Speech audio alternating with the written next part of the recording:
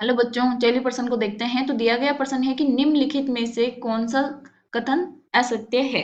विकल्प ए है बेरिलियम की तुलना में स्ट्रोंशियम जल में आसानी से विघटित हो जाता है। विकल्प बी है कैल्शियम कार्बोनेट की तुलना में बेरियम कार्बोनेट अधिक ताप पर द्रवित होता है। विकल्प सी है जल में बेरियम हाइड्रोक्साइड मैग्नीशियम हाइड्रोक्साइड से अधिक घुलनशील है। विकल्प डी है बेरिलियम हाइड्रोक्साइड बेरियम हाइड्रोक्साइड से अधिक क्षारीय है। तो चलिए हम देखते हैं।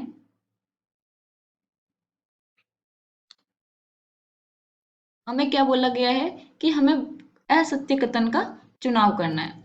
विकल्प हमें दिए गए हैं, सही विकल्प का हमें चुनाव करना है। तो सबसे पहले हम क्या लिखेंगे? मुख्य अवधारणा। मुख्य अवधारणा। तो मुख्य अवधारणा क्या हो जाएगी? क्षारीय मृदा धातु के गुण। तो अब हमें पता होना चाहिए कि सारी मृदा धातुओं के भौतिक व रासायनिक गुण क्या क्या हैं, वो किस प्रकार से किसके साथ कैसी अभिक्रिया करते हैं, उनकी क्षारकता किस प्रकार से परिवर्तित होती है। तो चलिए हम देखते हैं।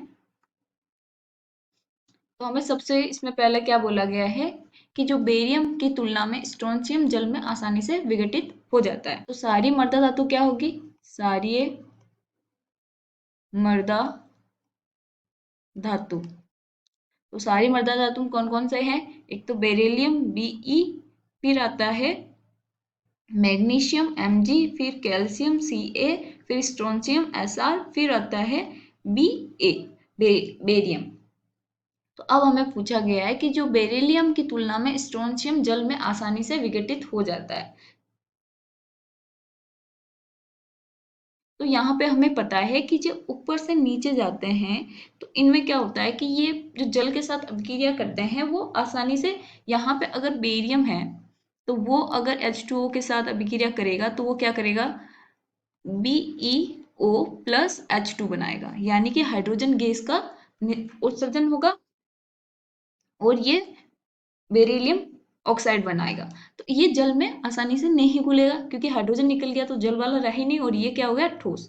तो इसकी वजह से अब जैसे जैसे नीचे जाते हैं तो इसमें क्या होता है? जल में आसानी से विघटित होते हैं और जैसे कैल्शियम में आया Ca प्लस H2O के साथ, तो ये आया CaOH का होल ट्वाइस प्लस H2। ऐसे करके बेरियम में आया तो Ba plus H2O barium hydroxide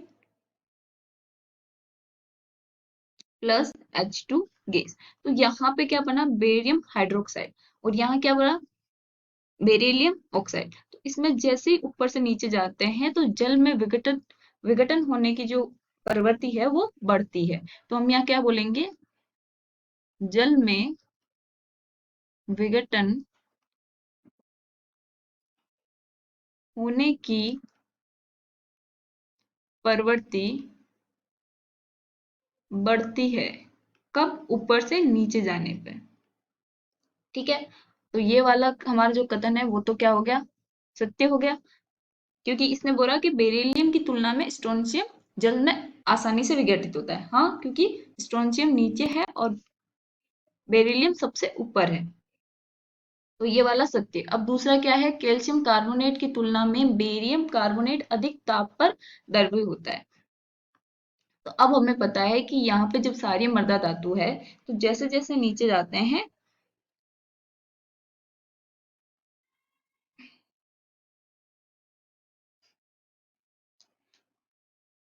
तो विद्युत धनात्मकता का जो गुण है वो बढ़ने पर विद्युत धातु कार्बोनेट का ताप के प्रति स्थायित्व भी बढ़ता है। जैसे कि हम यहाँ पे ये लिख सकते हैं कि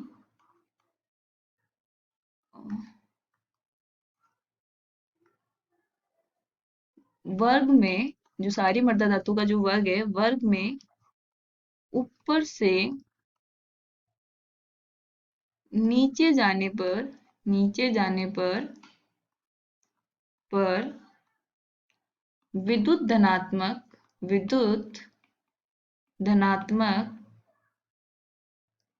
गुण बढ़ने पर जो हमारा धातु कार्बोनेट होगा, धातु कार्बोनेट का ताप के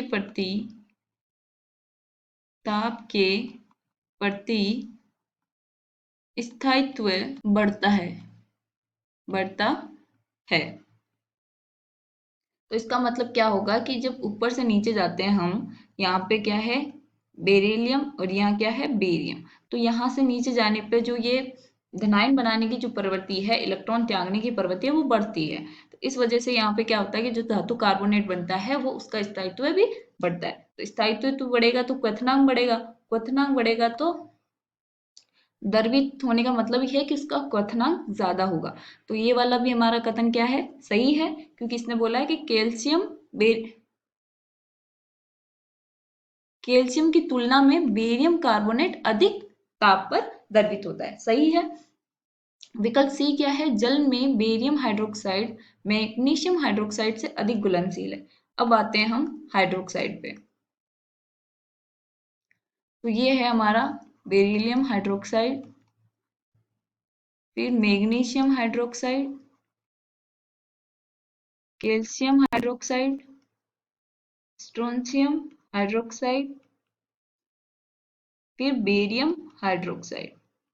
तो ये हो गए हमारे सारे मृदा धातु के हाइड्रोक्साइड। अब इसमें जल में जो विलेयता है वो ऊपर से नीचे जाने पर, जल में जो विलेयता है वो क्या होगी,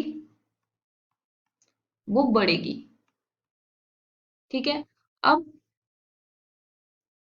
और जो सारकता है वो क्या होती है, सारकता वो होगी हमारी बढ़ेगी। तो ऊपर वाला जो ये बेरियम हाइड्रोक्साइड होता है वो हमारा एक तरह का उभयधर्मी होता है। तो हम यहाँ लिख सकते हैं बेरियम जो हाइड्रोक्साइड है वो क्या होता है हमारा उभयधर्मी, उभयधर्मी। ये वीक एसिड यानी कि दुर्बल अम्ल, अम्ल तथा परबल सार के साथ अभिक्रिया करता है, परबल सार के साथ अभिक्रिया करता है,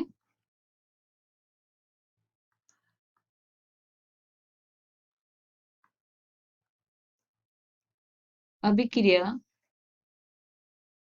करता है। और नीचे जाने पे जो सारकता है, सारे जो गुण है वो हमेशा बढ़ता है, सारीय गुण। अब हम देखते हैं विकल्प सी। तो विकल्प सी क्या है, जल में बेरियम हाइड्रोक्साइड मैग्नीशियम हाइड्रोक्साइड से अधिक घुलनशील है। हाँ, क्योंकि ऊपर से नीचे जाने पे जल में विलेयता बढ़ती है। तो ये वाला भी सही है। हमें क्या ढूंढना है, असत्य कथन। तो अब बचा डी।